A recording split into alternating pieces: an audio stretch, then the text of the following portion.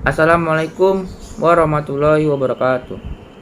Nama saya Akbar Prasetyo dari kelas 12B, ingin mempresentasikan tentang titrasi alkalimetri. Tujuan percobaan dari titrasi alkalimetri ini yaitu menentukan kadar asetosal dalam suatu sampel. Prinsip percobaannya yaitu reaksi netralisasi antara asam dan basa menghasilkan garam dan air. Titik akhir titrasi ditandai dengan perubahan warna indikator dari tidak berwarna menjadi merah muda.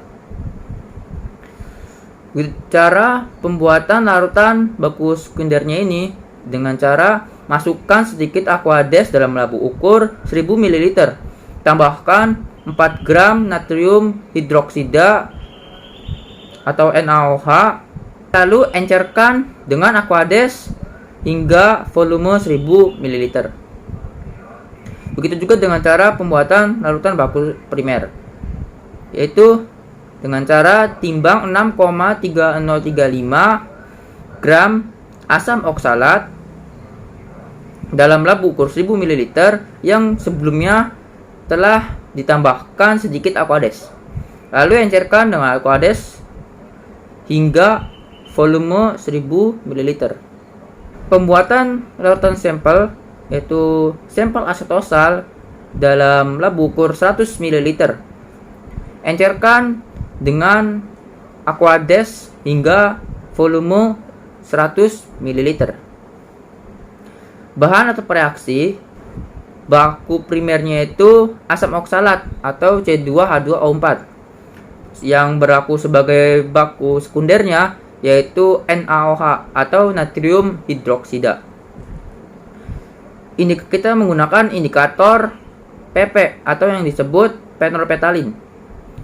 Sampelnya kita pakai sampel asetosal dan ada aquades.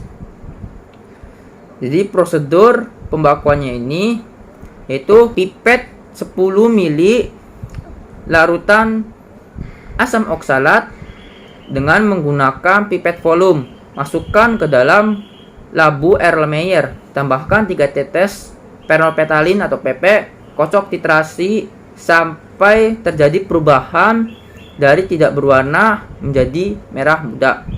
Catat volume NaOH yang diperlukan, ulangi percobaan hingga 3 kali, lalu hitung normalitas baku sekundernya.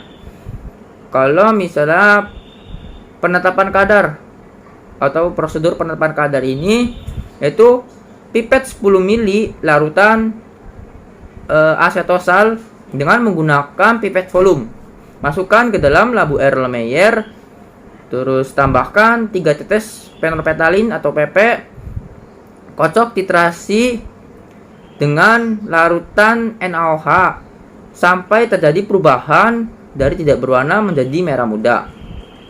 Terus catat volume NaOH yang diperlukan, kemudian ulangi percobaan hingga 3 kali, lalu hitunglah kadar asetosal dalam sampel.